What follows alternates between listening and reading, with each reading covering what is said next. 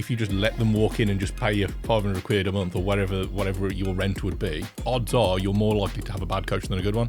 If you think that client will get a better result by sticking around on a higher price service, just tell them that. Even if you learn slowly, you learn from your mistakes. Yeah. I'd be transparent. Like, there's some sacrifices that I shouldn't have made that I did make. As you level up a business, you also level up as an individual.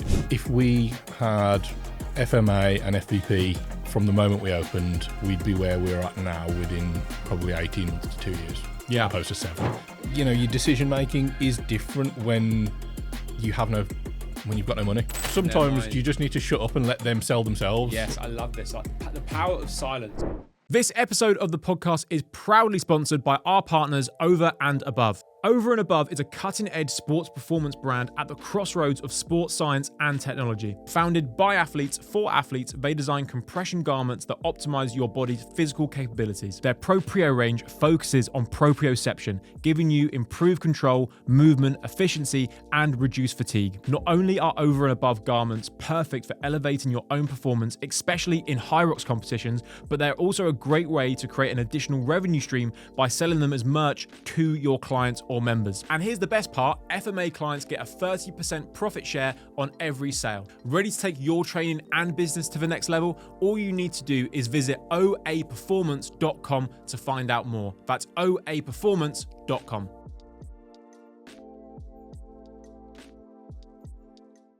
Lewis, welcome to the FMA studio. Thank you for coming down. How you doing? I'm great, Charlie. Thank you very much. Yeah, really excited. It's been a long time since I've done a podcast, so yeah. Awesome. So I'm really looking forward to diving into your business and the inner workings of how you've had the success you've had. But before we go there, can you give the listeners and the audience a little bit of a run through of name of the business, model, price point? Now, your model is a little bit different to a lot of people we've had on the podcast, but it's working really, really well for you. So this is part of the reason why I'm really excited for people to listen to this episode, because it's not just conventional small group training, or it is still personable and coaching, but it's a very hybrid blend, I would say. But I'll hand it over to you to let everyone know. Yeah, so the gym's Black Country Barbell. And what we do is it's a kind of a hybrid of one-to-one training and online training and open gym. And we kind of ended up with the model as it is purely by accident. I can't take credit for it. It was just something that was like just an organic progression over time. We started off initially just open gym. And then because we had, a unique setup with some specialty bits of equipment, we seem to attract quite a few personal trainers that were interested in working with clients out of our facility, which is what we started to do. And then we started to think, why don't we actually acquire the clients for the coaches, take a percentage through that? And that's kind of where the early days of the model kind of started. We have probably a few too many options when it comes to like packages and whatever else. But yeah, there's always kind of a combination of one-to-one sessions, online coaching where the coach will lay out a plan for you to follow in the gym, help with nutrition, and then also just you attending independent sessions too. Yeah, so it started with open gym. Mm-hmm. You then started to sell personal training, and then you also do online coaching there as well. And I want to go back to where the unique element comes from. But before I do, you said something that I really want to address, because you made a very good decision quite early on, which is you had personal trainers come in and you went, hang on a second, why don't we own the client and distribute them to the coaches and kind of have quality control? Because I've spoken to many gym owners that have an open gym and have a PT arm of the business where their revenue is just the rent from the personal trainers. Mm-hmm. And for me personally, I think, there's pros and cons to either way. The pros are it's easy, you don't have to faff around much, and it's quick cash. Yep. The cons are very, very small ceiling of revenue and profit that you can actually make versus if you do it correctly. So what are your thoughts around getting rent from PTs versus from owning the clients and having more quality control towards the PTs? Yeah, well, I agree completely. I think the ceiling is considerably lower. It does depend on what the format of the open gym is. If it's a really large facility and volume's always going to be the goal anyway, if you're kind of more of like a commercial style facility, then maybe it is just a nice little extra boost. Because I imagine if you're a big facility that probably needs 1, 2, 3,000 members on a lower end price point, you don't want to have to take on all that extra work of acquiring clients. So maybe just having some PTs pay you 500 odd a month, something like that, maybe that is the better thing. If you're a more small to medium sized facility, then this is definitely more of the way to go, because obviously the total potential is way higher, but like you said, the quality control, and unfortunately that's something that we learnt the hard way with coaches that would just come in to use the facility, but they weren't properly vetted. The quality was poor of those trainers. And to kind of add on to that, if you have an open gym and then you've got a PT that is terrible and poor quality, let's say someone comes into your gym, they then work with this PT and have a terrible experience, it's your brand that actually gets the bad reputation, even though it wasn't technically speaking your fault. But anything that happens between your four walls, it's your responsibility. Yep. Yeah, it reflects on you, 100%. Yeah. So if you have these terrible personal trainers and poor service, then ultimately that's only going to come back to you. And obviously you said that if it was a large gym with thousands of members, maybe it's just easier to do it.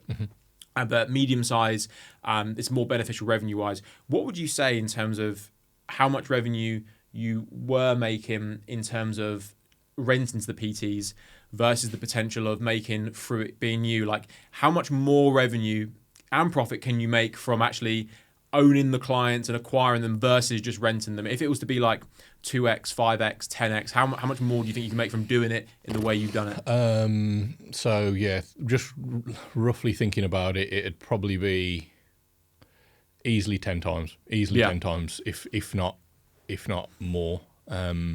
It's just infinitely better, and for that small to medium size, just because the quality control, it will bite you in the ass. I don't care. Like, at some point, if you don't have some form of quality control over your coaches, now our biggest problem over the last 12 months is finding coaches that are to the standard that we have, because we are very good, and there are a lot of subpar coaches.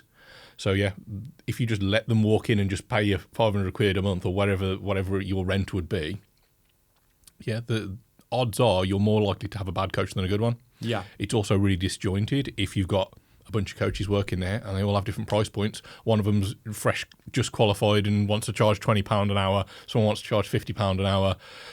There'll be infighting, people trying to steal each other's clients. It'll be a negative environment for the coaches actually working there, and the clients are going to pick up on it. There's just so many negatives to that. Having everything uniform, having structure, having like a scaffolding that the coaches that are working with you can follow to make sure that everyone gets that same level of service. The coaching is going to still be individualized to the person, and each coach is still going to have their style, but making sure from a service point of view, the touching points, the support, that should be uniform across the board, because that's the bit that would reflect on you as a gym owner. I think that's the big thing for me. Yes, so anyone listening that has an open gym, and I've spoken to many that have this set up with open gym and they just rent the PT, you have the opportunity to make 10 times more if you actually own the clients that come through your doors, which you should. You should have consistency of the product for everyone that walks through your doors, and that's that's my opinion on that side. Again, it is easier to just rent like short term, but long term, I think the business will benefit so much more if you do that. But going back to your model, so you've got 1-to-1, open gym, online. Now this is where the unique part comes in, because everyone has to go through the 1-to-1 section initially. Yep. Yeah. So this is something. So you can't just go and sign up to the open gym. No, not anymore. Used to be able to back in the day when we were just happy to have anyone sign up, but now we are. The total capacity of like open gym and coaching, we are not a million miles away from capacity. So actually thinking, right, we need to be very mindful of who we offer these spaces out to now. So yeah, if you want to sign up at Black Country Barbell, you have to start off with coaching, and then you can work your way down to eventually open gym membership, because a big part of it is that I do want people to be more independent as time goes on. I don't want a PT to necessarily hold your hand for the rest of your life. Yeah. I think that if you've got a good PT, they should give you the skills to be more independent. Doesn't mean that you won't still work with them maybe once or twice a month and have online coaching from them, but they shouldn't necessarily have to be by your side 3 times a week telling you how to perform a squat again, because Otherwise, we've probably not done a very good job, realistically. It's like a natural progression. And I think for us as well, as a selling point, a lot of people really like the idea of gaining more independence and confidence in training, opposed to, this is something I saw quite a lot after lockdown, people that had done classes and maybe a bit more SGPT that wasn't quite as focused on technique, people that have been going to gyms for a couple of years, yet when they came to train independently, they did not have a clue where to start or how to do anything and had zero confidence. And I was like, that's surprising. I wouldn't have guessed that you'd been training for several years with some form of instruction, which is what kind of pushed us down that route a little bit more. To give the individuals actual some independence when it came to training. So I think, I really, really like that. And then, so run me through I'm an inquiry, I come and sign up. What are the options that I can do when I first come through to you, and what's the price point of that?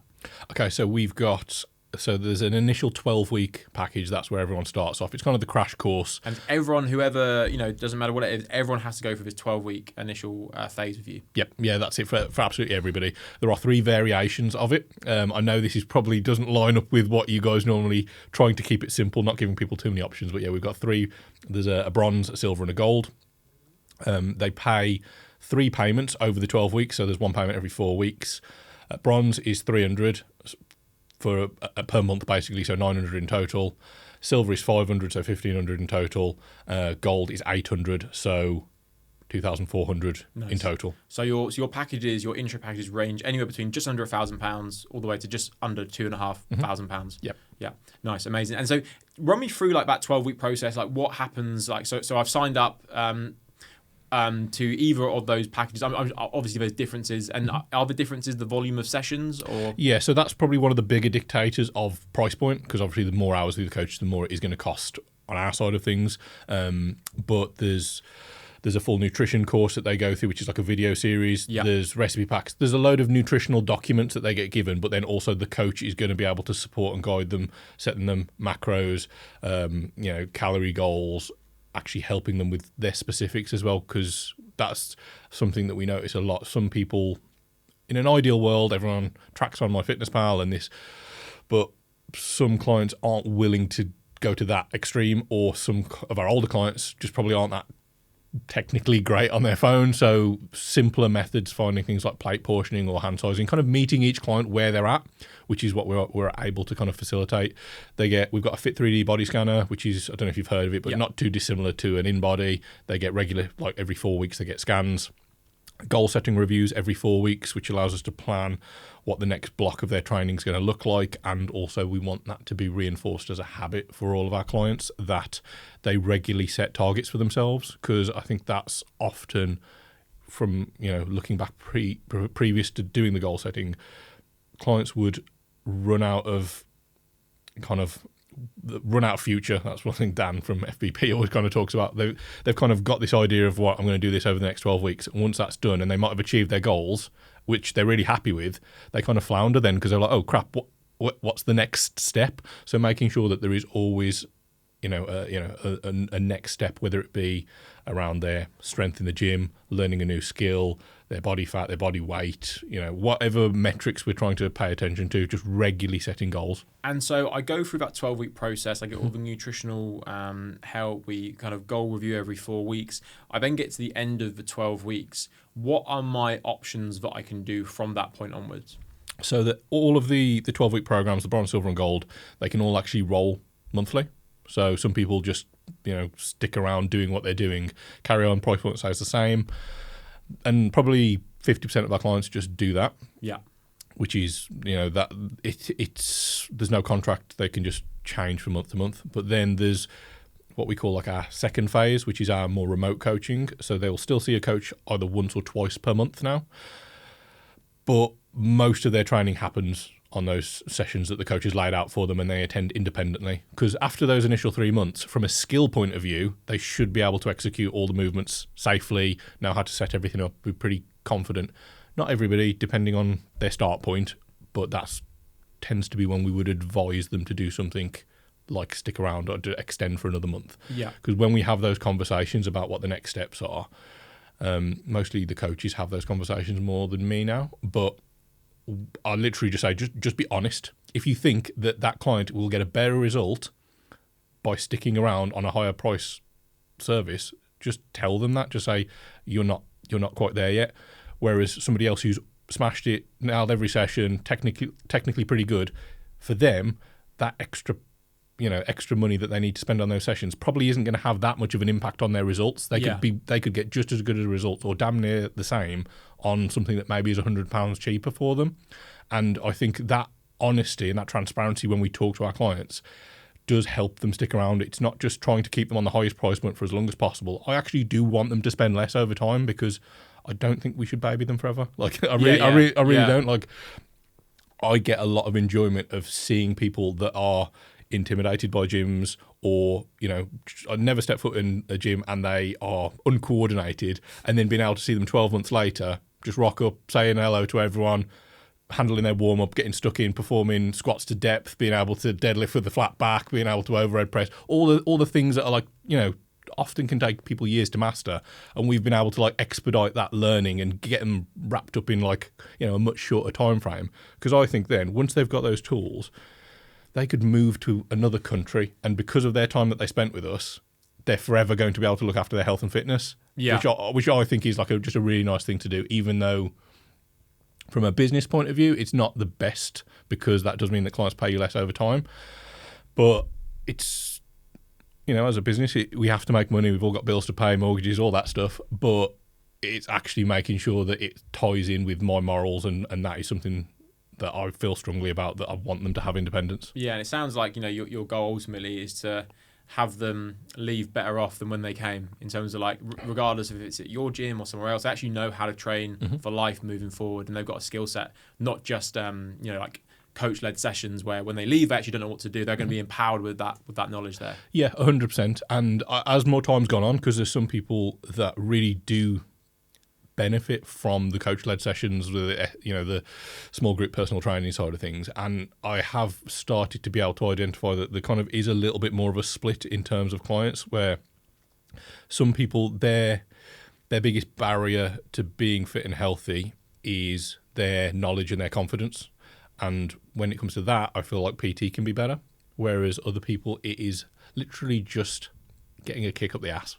They don't need, or they don't have enough interest in this thing to learn about it. They literally just want somebody to be there to hold them accountable and to give them a pat on the back and say that they're doing all right, and the community side of things. And depending on what area people need more assistance in is probably the direction which I would push them in, whereas previously we haven't really had a small group option, which is something that we are going to be adding hopefully within the next 6 months. Okay, nice. So we'll circle back to that in just a moment, but just to give to kind of complete the breakdown, how many people do you have on your kind of how many kind of members or clients on your one-to-one setup do you have? Just over 160 at the moment. Okay, cool. And then how many in the open gym? About 220.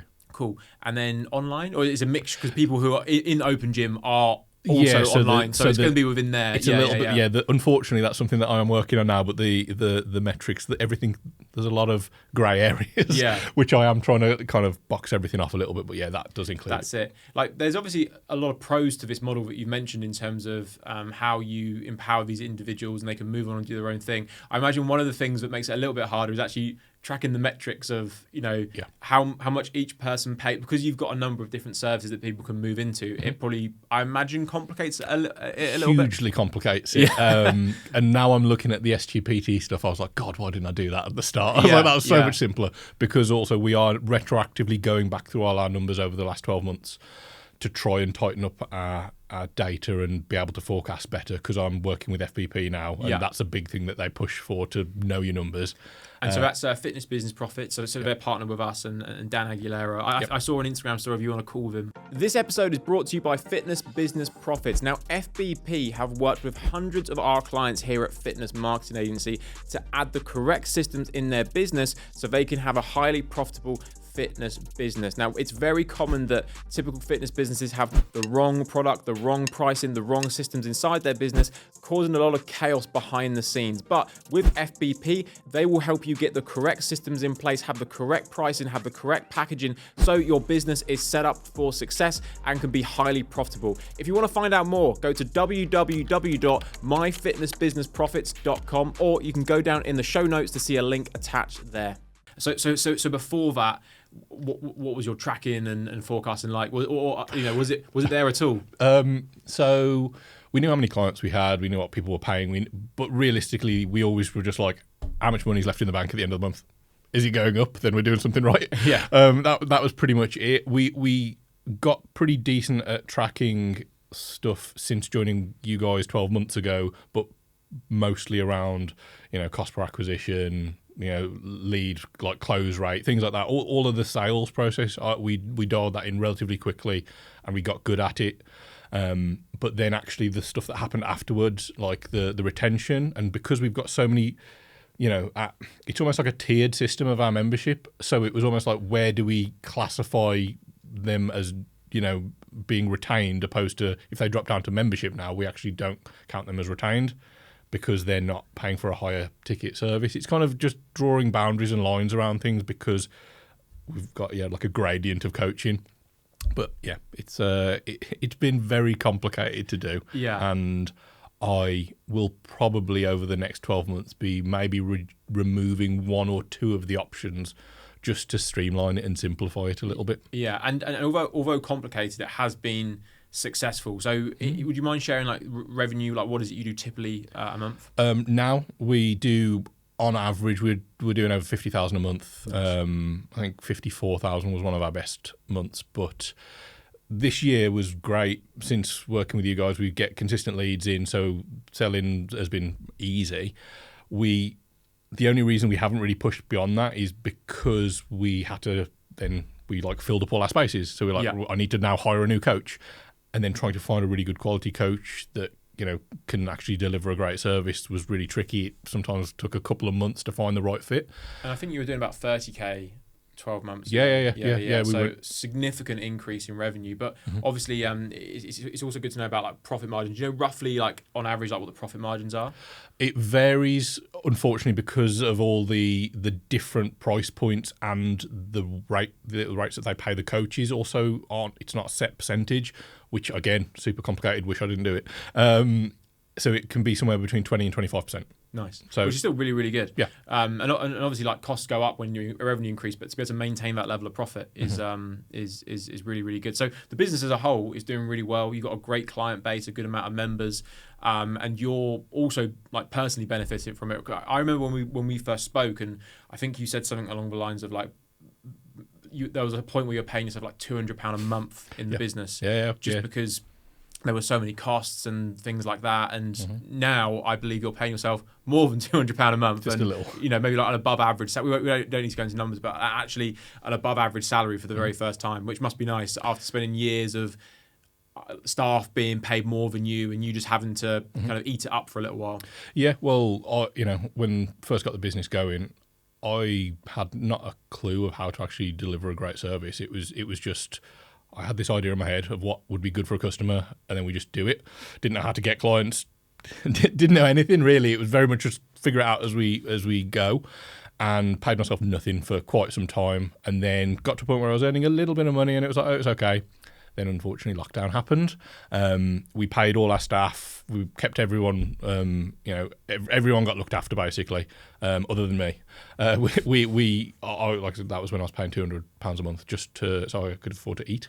And then kept that going for quite some time, even after lockdown. And I carried it on longer than I should have, just because I'd almost got so used to not paying myself. It felt weird too, and it was good to see the bank balance growing, and also then having a little bit more money in the business allowed us to look at other options, like working.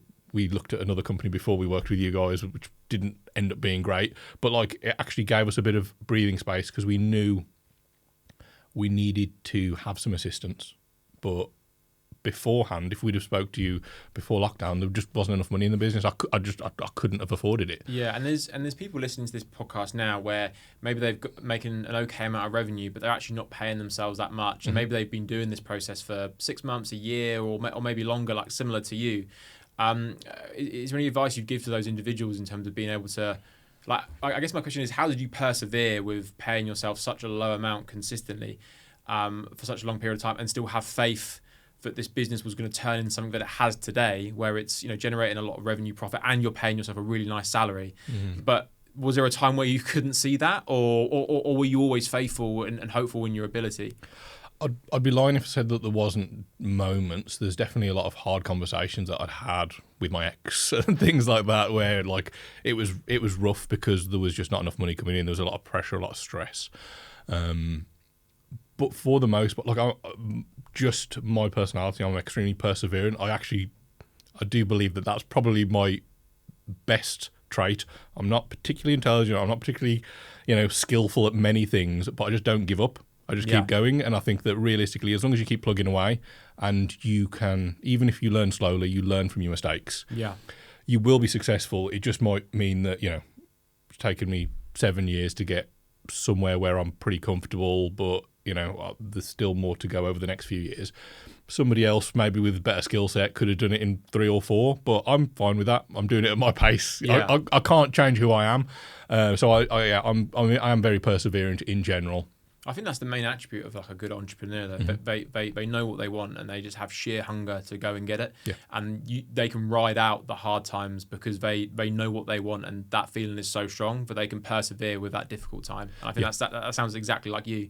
Yeah, definitely it is. And my willingness to be uncomfortable and to make sacrifices. And again, I'd be transparent. Like there's some sacrifices that I shouldn't have made, that I did make, friendships and relationships and all kinds of things that have kind of got pushed to one side because my only focus was make this thing work, because it was the thing that I loved and I was really passionate about and wanted to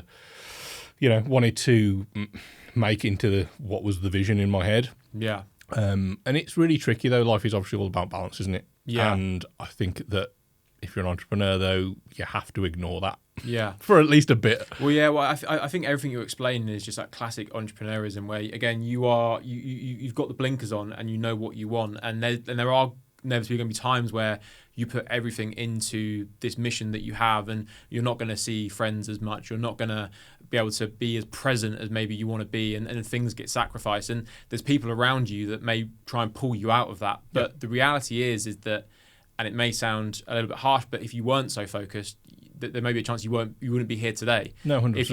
If you had a work-life balance and clocked out when everyone wanted to, like everyone else, mm-hmm. you probably wouldn't be here today. Because the reality is that running the gym, you said 7 years. It's 7 years of, it's not 9 to 5. Mm-hmm. It's 9 a.m. to 9 a.m. It's just consistent, right? The moment you wake up, you're just going and hitting work again and again and again. And I think you being so relentless again just comes like that is the reason why you've had the success, and you wouldn't have had it if you didn't go at it as hard as you did.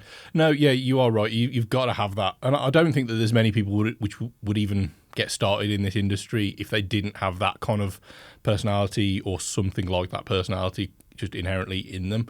But it tests you. It definitely tests you, and I believe in all aspects of life that challenges that you have are there, whether it's a horrible experience at the time, you can learn something from that and actually up your skills, or learn to manage your emotions better, or whatever that thing might be. And if you can do that, if you can always get some kind of a positive takeaway from a hard experience, in theory you're constantly improving.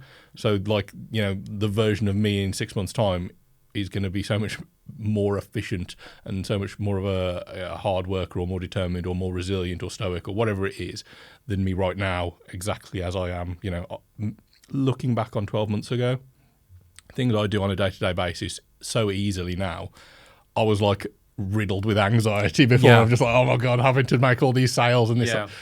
And it's actually going through that process of uncomfort, of hardship, that will make things easier. Mm-hmm. There's things that happens in FMA as a business 3 years ago, which at the time were incredibly stressful. Whereas now, if that same situation happened, I wouldn't bat an eyelid, because I know you just feel like you just understand everything that you need to do, and it's almost like as you level up a business, you also level up as an individual, because you have to be. It's like going to the gym. In your ability to lift more weight. Mm-hmm. It's the same with that stress and pressure, right? You're able just to bench more as time goes on, and it feels easier as time goes on. So you have to have that inside you, and also be okay with those hard times. Because I think again, if you was to just had given up at the first sight of any hardship, then again the business wouldn't be here today. Yeah, I think anyone who is either really early on or even maybe thinking about it, just if you expect to have at least a few years that are going to be ridiculously hard, then at least you're not in for a surprise, right? I think maybe, especially if you do get some help,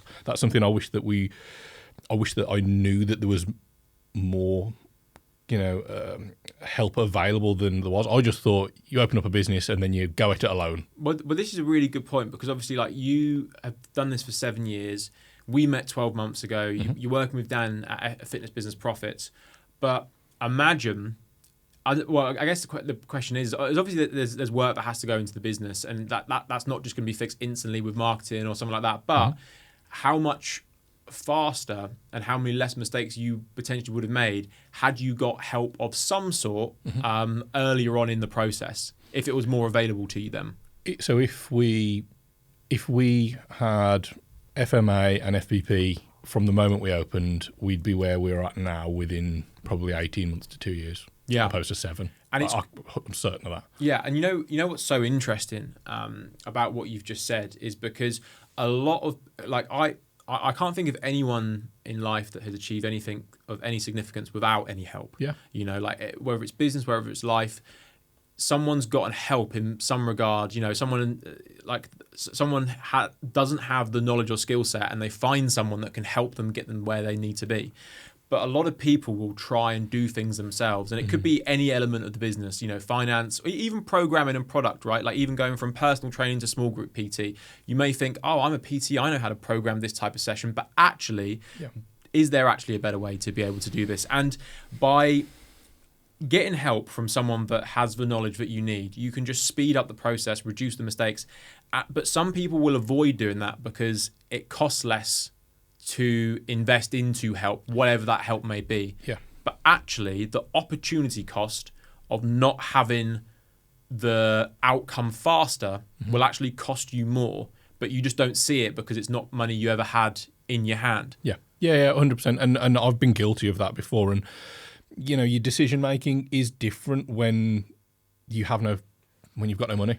Just being transparent. Yeah. Your ability to make decisions is limited because you're coming from a place of just scarcity, and I think, especially if you've not had that experience as well, it's really hard to imagine that, with working with you guys, you sold to me and I was difficult, because there's the whole theory of, like, basically having this tap of clients that you can turn on, and I was thinking, I was going to swear then, but I'm not. I was thinking, come on, Charlie, it can't be that easy. It can't be that great. And although I'm not going to say it is a literal tap of clients that you turn on, but we're not far away. You know what I mean? It is very, very easy for us just to get people in.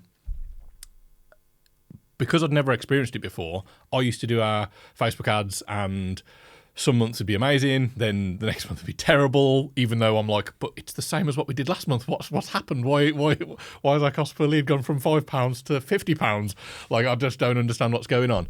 So it's really hard to just envision how easy things can be for you. Yeah. And I think that's a really good point you make. Like, when you are in a position where cash flow is tight, money is tight, to make those decisions is going to be significantly harder versus if you have a reserve and you have something to lose. Yeah. But sometimes those decisions you make when it is maybe a little bit more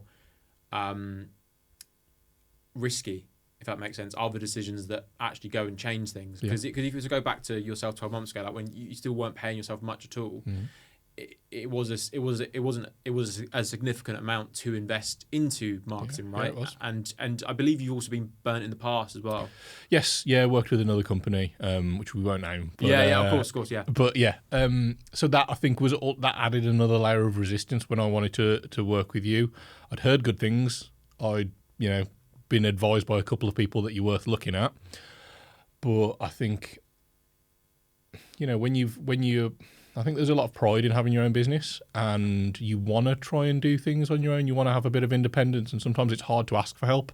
So that when you finally get the courage to do that, and then it bites you in the ass, it's hard not to be a bit jaded. And I think that actually doing that, in hindsight, it was like I wished I'd worked with you years before, as soon as I possibly could have. That would have been the best situation, because really, I can't remember how much it is we paid for Momentum, but I could easily say that you've probably added an extra £200,000 to £250,000 worth of clients over the last year. And I was like, that's what it would have cost me if I said no to you on that phone call. Yeah. Wow. When you look at the opportunity cost there, that's a really, really interesting way to look. And the lesson for everyone listening to this, because this isn't about why you should come and sign up to us. It's more of a why you should get help with a problem that you are facing in your business. It might not be marketing, it might be product, it might be finance, it might be something else, but life is so much easier when you get help from someone that knows exactly what they're doing with the problem that you have. So if you are listening to this and there's something you've been thinking about investing in, but maybe you do have that fear that you mentioned, a lot of the time, if you do your due diligence and you know that the person's going to be solid, they're going to be able to just save you time, and the opportunity cost of not doing it is going to be costing you more. Oh yeah, like infinitely more. And you're right. It is just that the idea of kind of working with somebody that's specifically for your weak area. Like our product was good. My ability to sell was actually not too bad, considering I hadn't had any like training at that point. Maybe I'll talk about that actually, because that's something you guys have helped me with a lot. Yeah. And it was just the fact that we couldn't consistently get leads in. But in a way, that actually helped the business, because our lead nurture was very good then. Because we had so few of them, we had to make sure that we did a great job. Which I think definitely will help you moving forward, because beforehand, you didn't get many leads. So you had to make sure that every single lead, you did everything you needed to be able to make that sale. And regardless of the lead flow, that's what everyone should aspire to do. To, you've paid for a lead, but sometimes when you get a flurry of leads, and this is fair enough, some people just don't have time to be able to do it, right? So the amount of touch points is going to be less. But in an ideal situation, you should be working on all the leads you've already got. Because like so many gyms, they think, I need more leads. If you look in that database, there's thousands of leads in there. And if you were to look at if you're a gym right now and you were to ask yourself, what's your lifetime value of a customer? £1,000, £2,000, £3,000, out of a database of a few thousand, are there 10 people in there that could be a buyer? Like there's, tens of thousands of pounds in everyone's list right now. Gotcha. But a lot of people go, I need more leads. And, people do need new inquiries, but you would need less if you worked on the ones that you've already got even more. Yes, definitely. I think when the leads are fresh in, like on them, because that's how we have always been, because of having that scarcity previously. So we still do all of that. And the thing that we are actually trying to be a little bit better on is thinking about our database of 6,000 plus people that we've got there. 6,000, yeah, over 6,000. And just making sure that we are consistently communicating, looking at reactivation stuff. Because when I was talking with Rowan earlier, actually, who's my account manager, we're at a point now where we don't need big numbers to grow. We actually have been able to forecast what we need to do over the next 6 months before we open up our second site. And we only actually need to make 11 sales a month. Wow. And we did 14 of them so far in January, and we that was before we even turned our ads on. Yeah. So we technically are overshooting a little bit right now, but it's okay because it's January. Yeah. But so we're at a point where I think these numbers can we almost don't have to have the ads on. We can kind of just flick them on for 48 hours and turn them off again. Yeah, and this is like my although people think of FMA and they think lead generation, meta ads. Like my goal, my purpose for all our gyms is to not rely on meta ads. I want you to get to a spot where you, as you said, turn them on every now and then, but actually you've got like a marketing machine that nurtures every lead, that's also speaking to different elements of the market. And you said that you've got 14 people signed up already, and by the time of filming this, we've got about a week and a half left of January. So where did those signups come from? So we had 3 of them come through. We did a Christmas card referral. Nice. And because we do PT, what we did is a free day pass and a free buddy pass. Yeah. So that they can kind of bring their friend in to join them on that session. And the coach actually extended the session to be a little bit longer, so they were able to kind of do like a 1 to 2 PT session. So we've had 3 signups from that. There was some just email marketing to our existing group, which I think we got maybe, if I remember right, 2 signups were out of that. And then we're running Media 365, which is just pushing out some testimonials. And I even we did a food drive. So I put that into Media 365 as well. I just to push saw it. your Instagram post of the food drive, and the engagement was really, really good. Yeah. The video was really, really good. And we're going to talk about your Instagram, but all of those things. Now one of them technically is a Facebook ad, but it's not the typical. Yeah. Come and sign up to our 12-week program. It's just narrative-based awareness content, of testimonials, of educational content, of community. Kind of events in terms of the food drive and other things that you're doing, and the combination of all those things got you to surpass your sales target with still a week and a half to go. Yeah, there was a few, because obviously that's only a handful of them, but there was a few that were just word of mouth as well, because we've got over 300 5-star Google reviews now, which really proud of that. It was something I was chasing after for quite a while. How do you, because there's some people that probably want more Google reviews, do you do anything proactively to get those, or are you just leaving it there, or do you have like an incentive in place? Or yeah, so used to just be very passive, just let it happen. But like there's multiple things that we have. So there's a workflow that is built into the CRM, which sends them a reminder about it. Nice. Towards the end of their coaching package. We've got things up on the front desk so they can actually scan it and do it. But also I have bi-weekly one-to-ones with a coach, and when we know that we've got a bunch of clients that are coming to an end of their initial 12 weeks, or they've been with us a while and they haven't left us a review, I put it onto the coach and actually set them some targets of like getting X amount of reviews, because the clients are more receptive to the coach because they spend so much more time with them. They know me and I still talk to them, but a lot of it is over just message, whereas they have a much more personal relationship with the coaches, so it's more powerful to ask for that. 100%. And like, if you're not proactive asking for reviews, you're just going to have less reviews, because a lot of people naturally won't go and do it. But if you say, hey, we really appreciate if you give us a review, and you're proactive, you've got the coaches asking, you've got a system in place at a certain time, you're just going to get more. And you've got 300 5-star reviews, which is insane. Yeah, just over 300 now. So 400 for this time next year. That'll be the target. But we literally, even you're looking at like all the commercial gyms that are nearby, we've got more, not just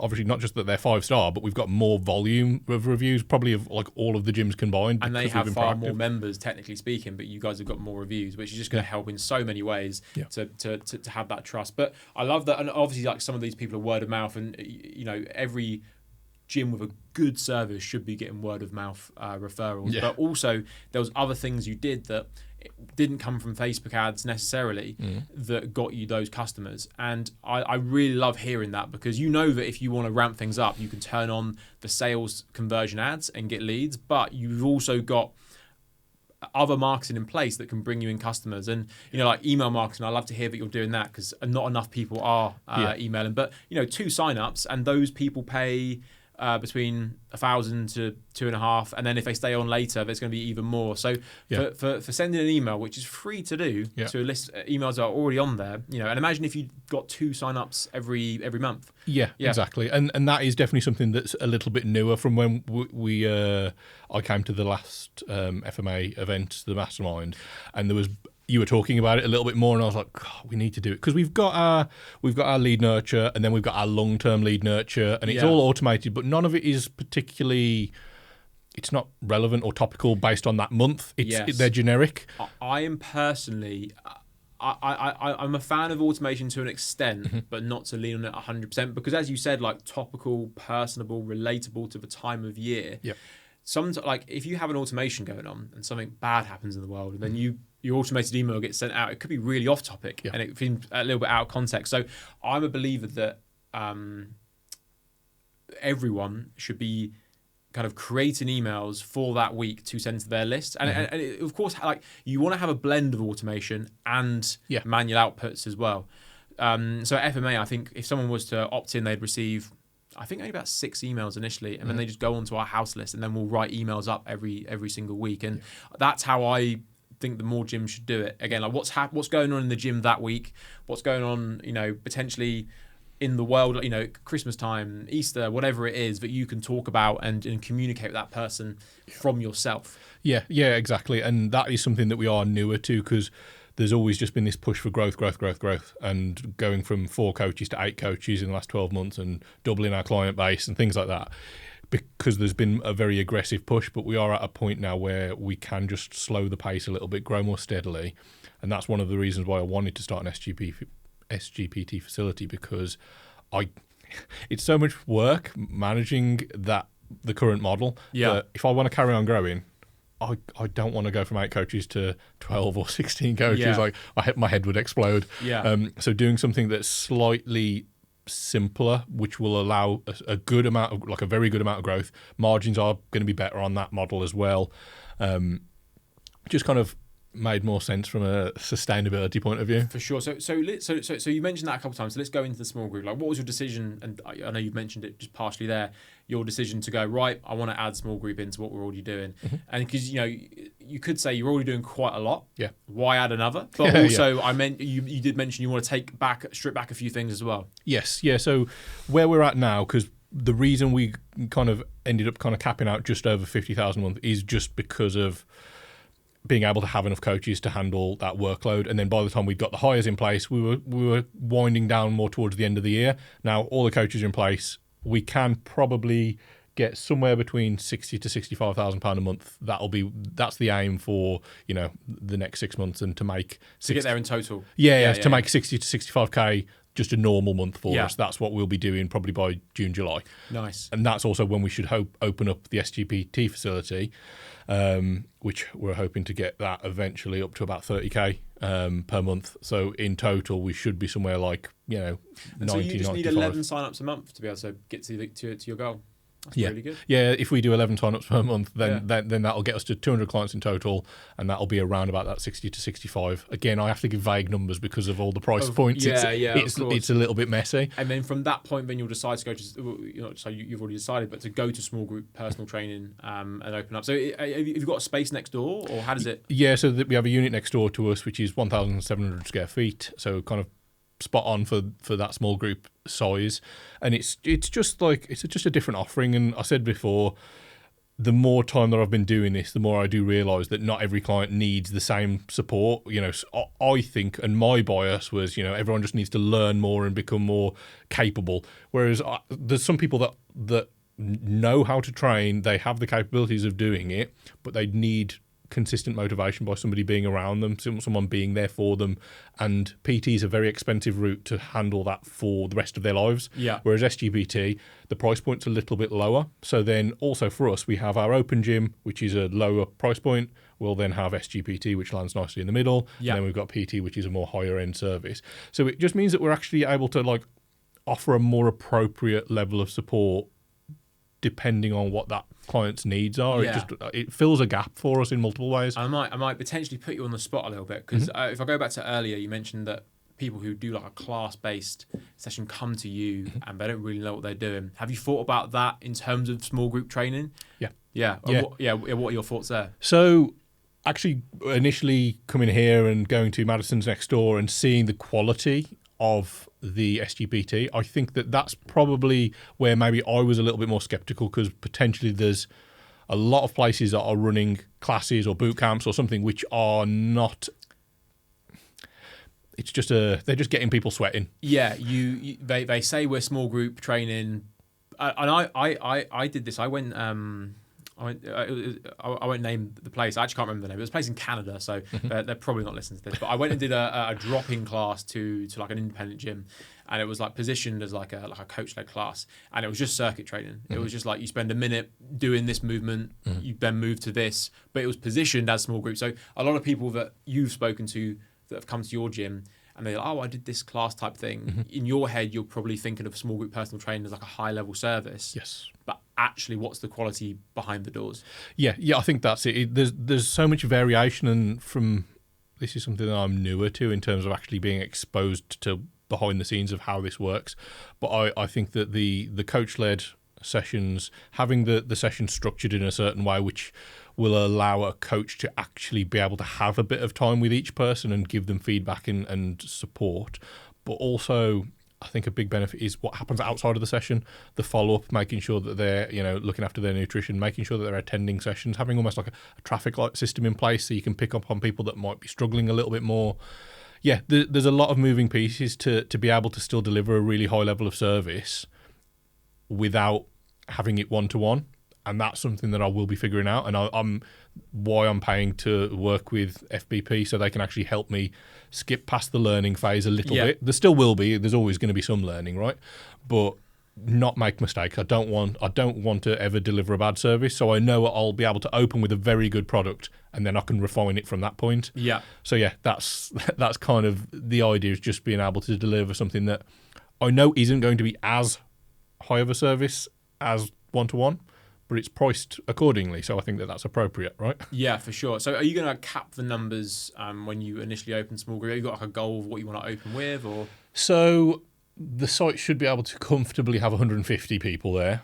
I might be being a bit ballsy. I really want to try and open the doors at 100. Yeah. I've heard of a few facilities that have done that. I'm good at selling. You're good at getting me leads. So I can't see why that would not happen. That's the target. But even if we opened up 70 or 80, we'd be opening in profit. Yeah. Which is There's something incredible. you said to me before filming, which was with the personal training, because you're now looking at your numbers and you can see the retention. You've noticed on months with bigger influxes, the retention has shifted a little bit. Yes, yeah, definitely. Yeah, going back through the year, the months where we've pushed more aggressively, or maybe sometimes just by coincidence, that we've had a lot of clients that have landed with one specific coach for some reason, because we track our retention per coach, but then also as a whole. If a coach is taken on, say they've taken on 8 clients brand new within that month, which is quite a lot for one person to take on, because obviously your first month with the client's considerably harder work than the following months. Yeah. Then we notice towards the end, like the end of their 12 weeks, their retention will have dropped, because most of the time they're always in the high 90s, mid 90s. So is it 90% of people that come through will go on to another service? Yeah, around about 90%. Yeah. So very, very good overall. But then all of a sudden you'll see a big drop. Like some of them were as low as 60%. Yeah. I was like, oh crap, what's happened there? We look back 12 weeks and we're like, okay. So it's actually helping us understand that those big aggressive pushes, although they look really nice on the front end, they sometimes bite you in the ass later down the line. Yeah. And I've just said that I'm going to do it for the SGPT, right? Yeah. But it's a different situation. Yeah, that's it. And but also, like, I think with a new service as well, it's like you need people to go through it. Mm-hmm. Like you need water to run through the taps to see if there's going to be a potential leak. Yeah. And then you can understand what goes on there. And we've also had clients in the exact same position as you that had a PT business that opened a small group PT business, opened with 100 and converted 90% of them to trial from membership. Yeah. So it can 100% be done, and it's been done before there as well. So this is something I wanted to say based on what you just said, is that it sounds like before coming to FMA, you were very front-end sales focused, and obviously you still are sales focused, but you actually have more of an understanding of the other elements of the business, meaning that there's less pressure to make as many sales. Yeah, that's it. And it's a slow transition, and I really actually enjoy sales. Like, I find it very fun now. I didn't 12 months ago. How come you didn't find it fun 12 months ago? Because we had to do it. Like, it was you need to. And also, I was all right at it. Like, my close rate was always decent. But now I am good. Like, my close rate on average was 66% last year. Is that people that you speak to on the phone? Or? So I do in-person consultations. Yeah. Okay, cool. So also, there is a bit more pre-qualification for our leads in terms of they book a consultation. It's a £35 deposit for that spot. And you book that over the phone? Yeah. Okay, cool. So the lead comes in, and then you call them. Yep. You speak to them, and you're going to pre-qualify them? Yeah, so they've already filled out one of the forms, but then it's almost like a mini sale to get them in for the consultation. So I kind of do a little bit of info gathering, and then tell them what the next steps are. Like, before I came out, I only had a little gap to make some calls. I called maybe 20 people, 3 of them answered, 3 of them booked in for a consultation. And £35 taken over the phone. Yep. And that was just today you did that? It was yesterday yes. before I left. But nice. So the £35, is that a deposit that they could get It's a refundable deposit, yes. Okay, cool. Yeah. So essentially, you're just getting them to put skin in the game. Mm-hmm, yeah. Yep. So Luke was the one who convinced me to do it, because we never used to charge. So you didn't do a deposit. Okay, interesting. Yep, before working with you guys, because I was like, oh god, no one's gonna pay, no one's gonna have to pay to turn up, and attendance to those one-to-ones was low. I don't remember the exact numbers, but it was probably somewhere about 60% attendance. This is why we, again, like we have people do one call close and consultation, but it's pros and cons to everything. There's no such thing as like the right answer for everyone. There's always something that works well for people's businesses. But with a consultation, the most frustrating thing is you book 10 consultations, 4 or 5 show up, and then you've got 5 hours kind of dead space. Dead space, and sometimes if you're not organising yourself correctly, you don't know what to do with yourself, and you've just wasted that time essentially. So, so Luke convinced you to do this, and you had some skepticism at first. Yeah, it was. I was just a little bit nervous about doing it, but it was by far one of the best decisions we made because honestly, the years previous, there is literal hundreds of hours wasted, like not exaggerating, hundreds and hundreds of hours that have been wasted. And I know that in the last 12 months, we've had 2 no-shows. Wow. Yeah. 2. And So, yeah. and if someone is, because you could book a consultation and they say, yeah, I want to come, and you book them in, they know at that point on the phone that they're not going to come. They're just saying yes to move away from this situation. Whereas if they're like, oh yeah, I'm keen, it's like, oh yeah, cool, £35 deposit, and they are getting a bit itchy, you can just tell that they're potentially not as serious as you think, and you can filter those people through, or you can address any concerns. But as soon as they pay, you know that they're serious. Yeah, and I'm transparent. I was like, my time's really scarce. I just don't want to have any time wasters. If you're coming in, I want to know that you're actually serious about making some changes. If we're not the right fit for you, that's fine. I can refund you, but we need to at least have a conversation first. Yeah, and do you typically get any resistance really with it? Not really, no. Yeah. Did at first because I was maybe a little bit, my delivery of it probably was a little bit weak. Yeah. Because I was a little bit nervous around it, but then now it's just what we do. Yeah, it's really, really rare that I meet any resistance. I had one chap who was very rude over the phone, actually. Quite ex-military guy, very, very, very blunt. He's like, I'm not paying because there's an option to just book in yourself when they go through the funnel. They can go and book the appointment themselves. He was like, I saw it was 35 quid. I am paying this to have a chat with you. And I was in a particularly, I suppose, playful mood, so I kind of found it as a bit of a challenge to just like try and calm him down, and then booked him in for a consultation, signed him up. Oh, really? Yeah, which was like a real big win, and I think that's also showed like the way that I approach a sale now compared to before, and that's through coming to the sales training and things like that. Well, it sounds like it was your energy that was able to get the guy to pay, because if someone's standoffish, there's 1 or 2 things that most people will do. One is just get really nervous and submit.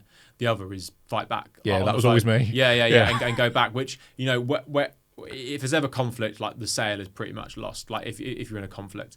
Whereas if you've, actually got like a bit of a fun energy about it, and you can, again, like maybe disarm the individual, because I personally think that guys are a little bit harder to sell to in this space. They generally speaking don't open up quite as much and think that they can do things themselves.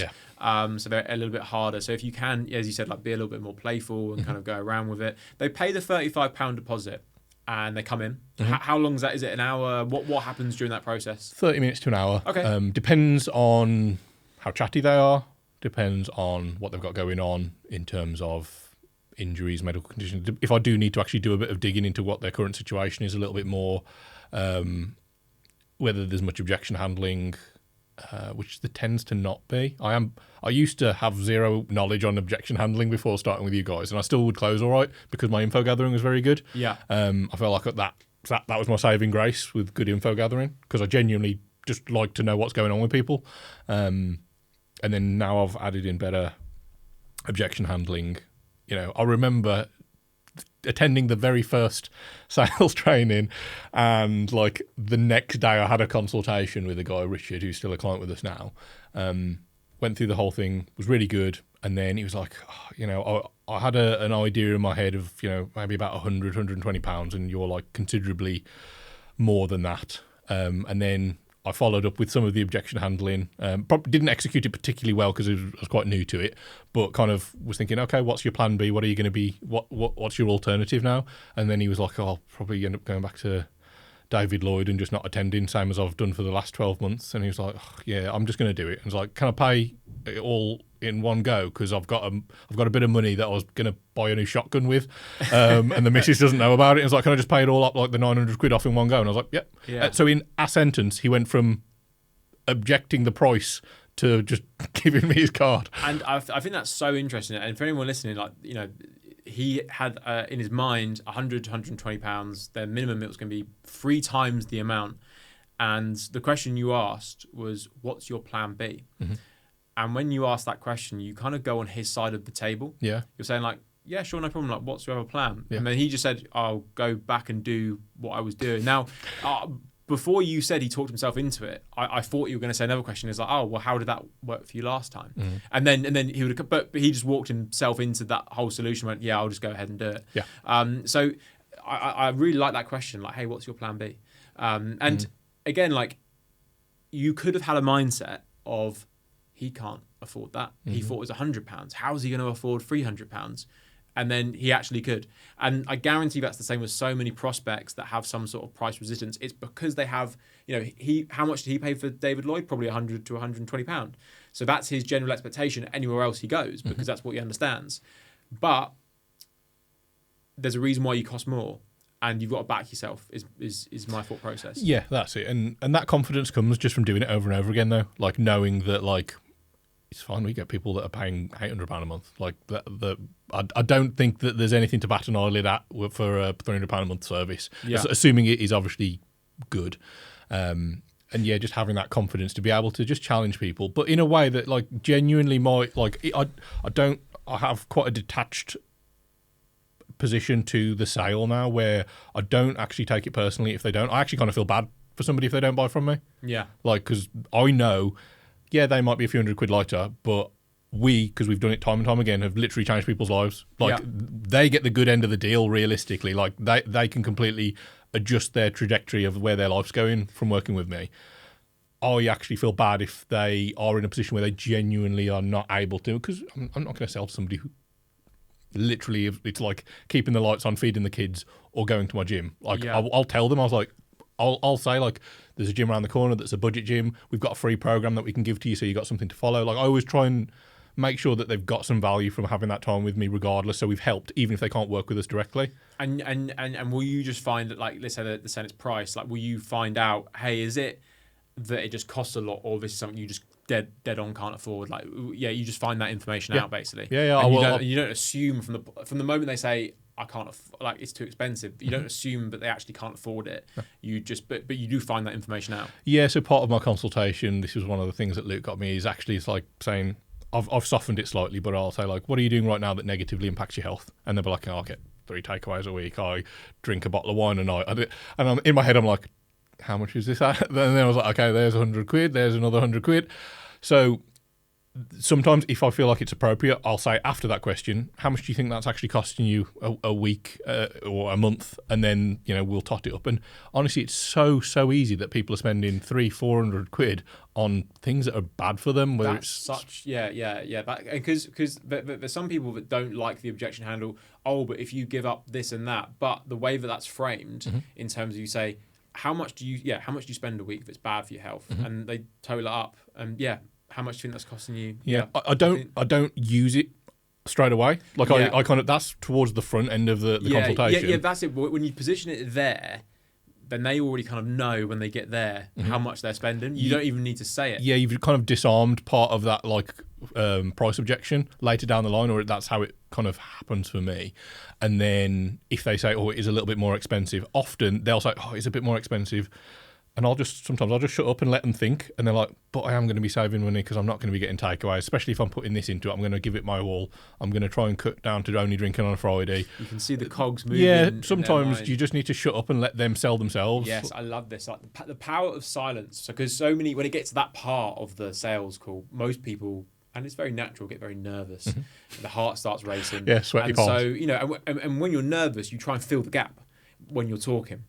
And everyone does it. It's a completely normal thing. But in a sale, let there be space between the words so they can sit and actually think about what they're doing. Because the moment that they're thinking about something, and then you say, but also you can do this. You then take them away from their trail of thought. You want to let them sit and process and actually figure it out for themselves. Yeah, because I think that's it. In theory, by the time you've pitched, you should have done all the work to get the sale by that point anyway. And if you've done everything right, you might have to still handle some rejections. So like really anything that you're throwing out after that point is, it's probably just confusing them, or they're probably already struggling to have absorbed the information you've just given them.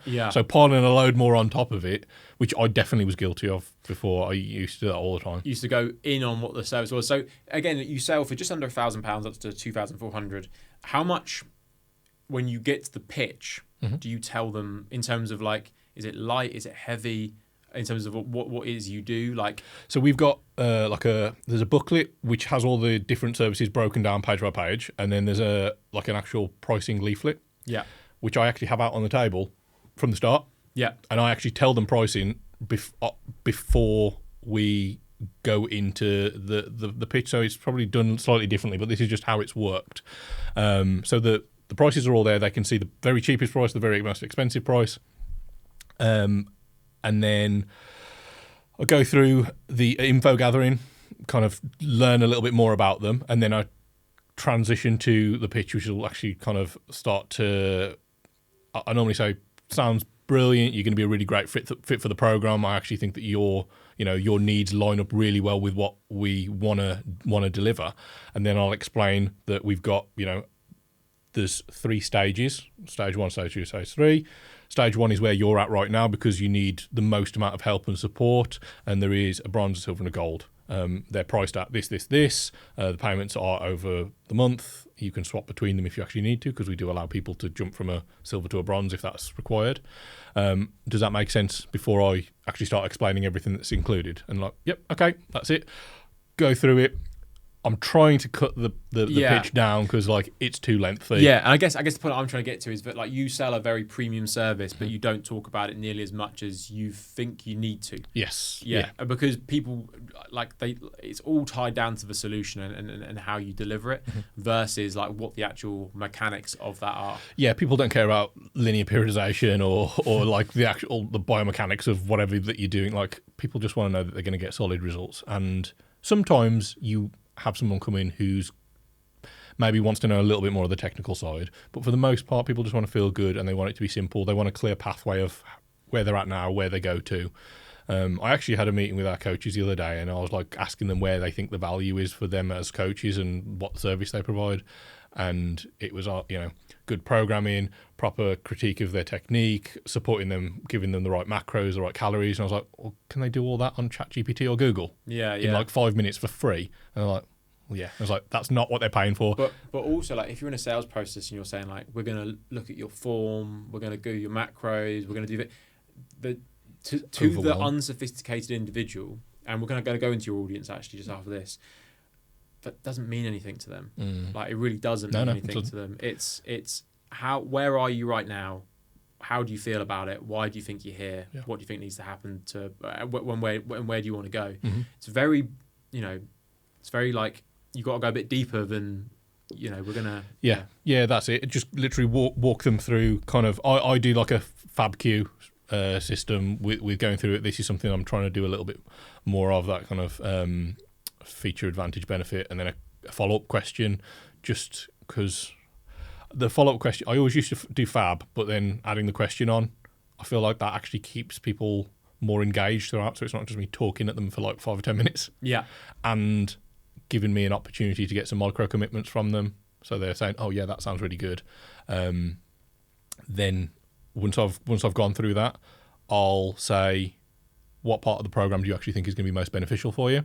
And then they'll actually pick out like the highlights. So again, they're like, and I'll be like, why do you think that's going to be the most beneficial for you? So then they're selling to themselves again. And then I literally say, so which one's going to be most appropriate based on the level of support that you need? It's not even, do you want to sign up? It's just, are you doing a bronze, silver or gold? Yeah, which one? But it's also that last question is like, which one is most appropriate for you?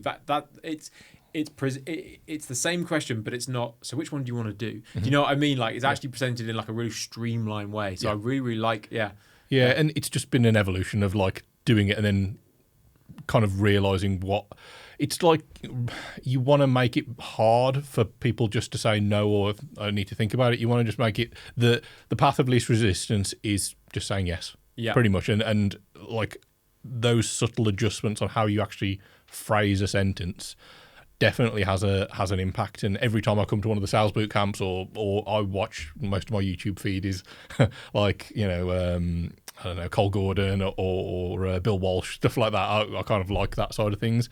Just understanding you can say essentially the same thing, but by swapping a word, or, you know, where even the tonality of it, like you can get completely different responses from people. Yeah, 100%. You can say the same sentence 10 different ways and get 10 different responses, right? It's but I think that's so good that you're listening to, you know, sales trainings outside of doing sales, because again, so many people, like, one, they don't like sales, but the reason they don't like sales is probably because they're not good at it. Yep, 100%. Because again, you didn't like sales, but then you got good at it. Now you really like sales. Yeah, I really want. I'm working on setting up an online coaching business, which is going to be very premium. I want to kind of get to that kind of what's his name, Kirk Miller, like 5K, 6K. Like I want the challenge of selling something very expensive over a call. Because it just seems like fun for me. But it is because I'm not going to say that I'm good. Like, relatively speaking, I'm terrible. But like, in my little ball of where I'm at, I'm pretty good. I close pretty consistently. Like I said, 66% is pretty solid. And there's people in this space that if they just had your confidence around sales, and that was the only improvement they made, their business would be significantly more successful than it is now, because they know how to service clients. They know, like, you know, how to deliver great results.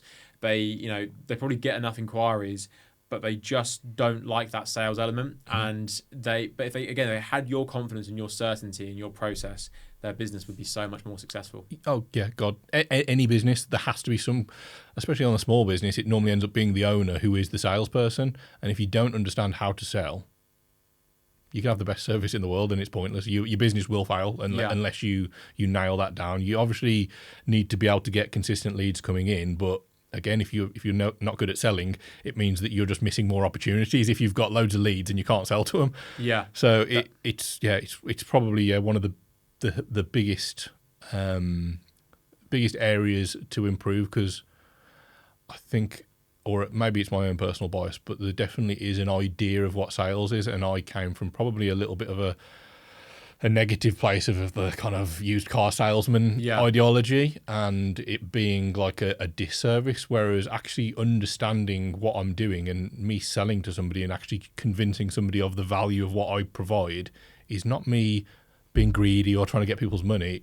Like I said, my mindset around it is like, I actually feel bad if they can't do it, because like I know, because I've done it hundreds and hundreds of times for years and years, that we can change people's lives.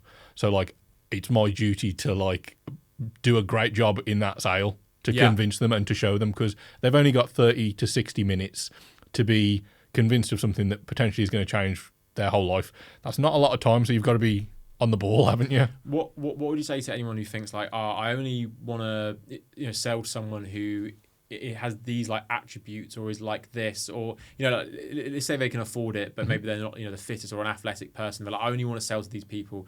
Do you think that's like kind of stopping your success, like by the time you speak to that individual? So I think if you dial into like a really specific niche, I think most coaches, when they first get started with PTs, they're like, I want to work with professional athletes. Most professional athletes don't need you, and they're probably going to be paying somebody infinite amounts more than what you're going to even be charging. It's not really, the pool of people is a very small pool. Most of them, again, if they are maybe a up and coming professional athlete, they're not going to have the money to pay you. Like, there's just so many things that make it quite tricky. And at the end of the day, if you've got your ideas of who you want to work with and that's something that you are adamant about, then go for it. I never really started with the idea of I only want to help this type of person. Yeah. Like, I just was happy to help people that wanted help. I think that's like, realistically, the people that you should want to help is the people that want the help from you, which is kind of like common sense, right? But I think that sometimes people do maybe box themselves in a little bit. But, niching down sometimes could be appropriate. But for me, it's always just about being someone who is I suppose, results driven. Like the goal of working with me isn't just to be here and spin your wheels, like what you see most people going to the gym and they look the same year after year. They're still overweight. They're still out of shape. Some people are in worse shape 2 years after training than they were when they started because they're training like shit. Sorry, training badly, and like their nutrition's terrible. And so it's just like, if you want some solid results, doesn't matter if you're, a day one beginner or you've been in a gym for 10 years. If you need some more support, some more guidance, like, I'm happy to work with you. And again, I think that you being that open has definitely contributed to your success, because your audience are the people in your local area, and you don't really get to pick who that is unless you pick where your gym goes. Now, if you're online, like, niching down is a good strategy to find a pool of people in literally an unlimited audience. Yeah. So that's why that's beneficial. But in a local area, if you go super niche, it can potentially, like, the purpose of niching is to get clients through the door. But if you're in a certain area and there's a certain type of, but there's a population that you have no control over, you might be blocking yourself off from being more successful if you have these blinkers of a certain type of individual that you can only work with. Yeah, I think as well, the thing that will really surprise you is when you start to open yourself up to some demographics that you probably didn't think were who you wanted to work with. You'd be blown away by how much they're actually capable of. Yeah. But a problem is that they want people that already are at this level, but actually, if you worked with them, you can actually get them to that level, and even further and above. Yeah, that's it. Like, from day one, we've hosted powerlifting meets at the gym. I'm never competed in powerlifting, but I do enjoy it as a sport. I like strength training and all forms of strength training, and we've got some clients that come in. One client springs to mind. She's early 60s, came in just postmenopausal, wants to lose a bit of weight, tone up, be a bit stronger. She competes in powerlifting now. It's amazing. She's done all that stuff, and she's just like, I actually quite find this fun. Like, can I go to one of those powerlifting meets? But if you had marketed, we're looking for people to do powerlifting, you know what I mean? Like, she would have been like, absolutely no way. Yeah. But you spoke to her where she was at in her journey, and then she came in, and then she saw it, and she was like, actually, I think I could give that a go. She would have never in a million years done powerlifting if she had not gone through that initial process first. Yeah. Which kind of goes back to that, if you're looking for people that are already here, you're missing out on all the people that could be there and don't even know they want to be there. Yeah, I think that's it. You're like assuming that the person that you're talking to knows everything that you know, and like, you can kind of mold them to become more of your ideal client over time. Like, sometimes one of our coaches who specializes in Olympic weightlifting, and sometimes we'll just get somebody who has just very general goals, and they might have just one tiny little hint of something weightlifting related in their entire program. And then if they show a little bit of interest in that can be like kind of fostered, because for all of our clients, we think it's very important that you do have a good understanding and focus on progression over time, whether it be more like sets, reps, weight, volume overall, whatever it is. So there's some form of progression, and obviously adding more weight to the bar or to the dumbbell is the simplest and probably most rewarding way of a lot of people identifying that. So we're always trying to wire somebody who's a non-lifter into thinking about, over time, my strength should be trending upwards. That's a very good gauge of long-term progress. And then it's kind of just, but when they first come through the door, I don't tell them about that. Like, they don't need to know. They just know that they're going to build muscle, lose fat. That's fine. And when you look at your Instagram, now the gym itself, if you were to swap out all your clients and put powerlifters in there, they look right at home. Yeah. But your Instagram, you look at it, first of all, you see 3 pinned posts, and it's just your kind of perfect clients by the looks of it. You've got a mum holding their child. There's some other ladies there as well. And every photo is like a really nice high resolution photo of the type of person that you work with. You're not showing people deadlifting massive weights or doing Olympic weight. Maybe there's a little bit sprinkled in there. Occasional, but that's not the majority of it. Because if someone, let's say, saw an ad on the page and all they saw was Olympic weightlifting, they were going, nope, not for me. But the first thing they see is an everyday mum holding their child. They're like, I can see myself in that. So it doesn't actually matter about that gym environment. It matters about the people that are in there. And I think you do a really, really good job with the content and getting that across. We are trying to tighten it up a little bit and have better, a more uniform look across all our platforms, so that people see the similar message. Because one thing that we did notice is that the people that were the people that in the best shape at the gym, basically, or the strongest, they would post disproportionately to the people that aren't in shape. Yeah. So if we were just constantly resharing everyone's stories, it would look like everyone at the gym was in amazing shape, because the people that are newer in their journey don't often post as much. Yeah. So it's actually now being more mindful of that. Yeah. There was a gym I visited, and they're doing really well, and they had a good amount of growth. But I was looking at their page, and I was like, the content you post isn't reflective of the people I'm seeing inside this gym. It was like people sprinting on the assault runner with their top off, being like, like really going for it. And it's like, the people that, are your current clients right now, other people like that are going to see that content. It's not reflective of what you guys are actually doing right now.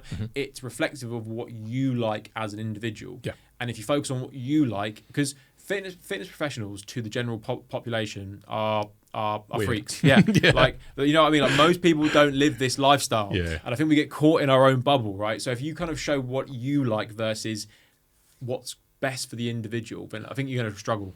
Yeah, and I actually think over the years, my idea of that has changed and softened. Like, because I actually do think now, having a slightly more gentle approach, a slightly more casual approach to fitness tends to be more sustainable for the general population. When you tell somebody for the rest of your life you've got to track your calories and macros, you need to attend the gym 4 days a week, you need to wake up at 5 a.m. and have an ice bath and meditate and then go for a walk, and most people are like, oh man, that sounds like a miserable life. Sounds like a lot. Yeah. Whereas, and you can just build in some compromises, because no one's trying to be perfect. I have takeaways occasionally, I drink occasionally, like I'm a normal person, and it's finding an appropriate level of sacrifice that's going to give you a reward that you want, and actually having that more genuine and sustainable approach, even though the results probably will come in a little bit slower. It's not really a race at the end of the day, is it? When you're trying to get in shape, it's not like how quick can I get there. It's more about, once I'm there, can I actually stay in shape for the rest of my life? Because the majority of people I speak to have been in shape at one point, or at least somewhat in shape, and they couldn't keep it up because it was too aggressive of an approach. Yeah, so like, how would you, as you said, like sustain it for life and long term? Yeah, which tends to be by just softening it a bit, relaxing, not worrying about every last little bit, and having a Rice Krispie just to make sure you hit your macros on the dot every night. Just be a person and understand that you're not always going to be perfect. Be kinder to yourself when you do mess up and get something wrong, but understand that it's okay, because we can make up for that later down the line. And just that sustainability, it just seems to be more logical, because I think that I'm not that way anymore, where I'm so solely focused on I occasionally miss training sessions. I'm not, it's better for retention as well. Yeah, that just extreme. Maybe that was me 7 years ago, but I think as you get older as well, and you have other things that go on in your life, and especially a lot of the clients that we speak to, they're going to have kids and a husband or a wife and a busy job, or a family or a parent to care for, or all these things going on. So we're only like a really small part of their day and their life, and just remembering that, and Yeah, and it is, the majority of your best customers can't go hard 5 times a week in terms of training. They can maybe have a burst, a 12-week burst of I'm going to push it to the max and do X, Y, and Z, but they won't be able to keep that up long term. But 2 times a week, 3 times a week, can they keep that up for years and years? Absolutely they can. Yeah. So it's just about focusing where they're at. I want to talk about leadership, because you've gone from a team of 4 to a team of 8. Yeah. How's that been? Hard. In 12 months? Yeah, very hard. It's actually something I'm reading I'm reading one book at the moment about leadership skills, trying to improve on that, because that's something that I've been able to identify over, especially the last 6 months or so, as something that's quite a deficit for me particularly. I didn't, sound silly, but I never intended to be a leader. I had the idea of being a business owner and a gym, but I didn't necessarily think about, as the business grows, the team's going to grow, and I'm going to be the one who's in charge of them and have to guide them, direct them, support them. And even the word leader might feel a bit weird. Yeah, it does feel really weird. I am a leader. You know what I mean? Yeah. I used to work on building sites, and do you know what I mean? That was like, I was the guys in the office who were telling everyone what to do. I was like, oh God, there was a very negative connotation to leadership, and I've only ever been self-employed. I actually think I probably have a problem with authority. So then to find myself in that other role when I wasn't seeking it, I definitely was uncomfortable, telling people how to handle procedures and how to work on things, because I felt like, who am I to know better in that situation. And it's taken some, I suppose, a bit of personal growth to know that in quite a lot of areas I'm maybe more knowledgeable than other members of staff. Learning to understand and communicate differently to different people, because everyone has different learning styles and communication styles. That's something that I'm actively working on at the moment, because I just used to talk to everyone like they were me, which works great for some people and terrible for others. Yeah. And yeah, just trying to be a better leader, because that can sink the ship if you That's it. Everything could careful. be going really well, marketing, sales, products, but then if something went wrong and a bunch of the team left overnight, it could cause some problems, right? That could hurt the business. So it's such an important area that, and it's, as you said, like, no one thinks about being a leader until probably they have staff, and then they probably go, this is hard. I probably need to work on this. Yeah. I was really lucky, though. I think that we'd been burnt by a couple of members of staff and had a few bad eggs as such. But for the most part, and everyone who we've got now, just built in, were just good people, hard workers, like, understand the process. They want the best for themselves and the business, the clients. Like, I got very lucky, which made my life easy, and I probably coasted on that for far longer than I should have.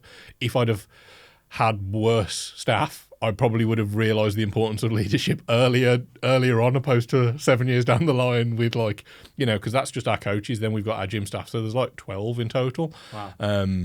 So yeah, having better leadership skills and understanding, or not even understanding, I think it's just the confidence in knowing that sometimes you can see things differently from a different perspective. Because when I'm talking to coaches that have coached far longer than I've coached and are technically more knowledgeable, and then I'm there talking to them about retention strategies and stuff like that, it used to feel like, who am I to, like, kind of talk to them about that? Whereas a lot of that confidence is piggybacked off of the training that I've been going through with FMA, and also now recently starting with FBP, and being able to pass that knowledge on. And even in a really short space of time, we're seeing positive returns on it, like, immediately. And I did find that it was easier leading some of the younger or newer staff, whereas, like, we've got quite a few members of the staff that are older than me, and, like, I didn't even get my GCSEs, whereas some of them, they've got degrees and master's degrees, and I'm like, do you know what I mean? There's an element of, like, I don't know, my own probably insecurities of what I think my strengths and weaknesses are were affecting me being a good leader a lot. And yeah, I know that I'm very capable of picking up new skills and developing my skills now. So I'm just kind of trusting that if I'm not getting it spot on right now, as long as I pay attention, same as I did with the business, same as I did with sales, same as I did with all the other aspects of the business, now being a leader, I have to take that that's it. Same approach. Yeah, it really sounds like you kind of focused on each section by section, because there was a point where it was the marketing, and then obviously you developed the sales, and then you started looking at the tracking of the KPIs and the actual numbers, and you're in that process of getting that in place as well. And then obviously the team's grown, so there's so much you need to focus on. But I think the good news is that you've got the right people in place to be able to help you get to that point. And it's been, like, a real pleasure to be able to work with you for the last 12 months and help you have this growth. And we're really looking forward to helping you get to that next level as well. So thank you very much for being, like, a great FMA client. I think we'll go ahead and wrap everything up there. Perfect. But again, like, we're really looking forward to continuing your success, and also super stoked for the success that you've already had with us. Thank you, mate. Yeah, honestly, can't thank you enough. It was just a complete game changer when we actually got started. The trajectory just kind of just went up like that when we actually got started with FMA, and not just the ads and everything else. Being part of the community, making it to the masterminds, being around so many other successful gyms, helping actually break my beliefs on what I thought, we were capable of doing now. Like, the idea, like, it's I'm thinking bigger. Amazing. Awesome. Yeah. Thanks, man. Thank you very much, dude. Boom. Cheers.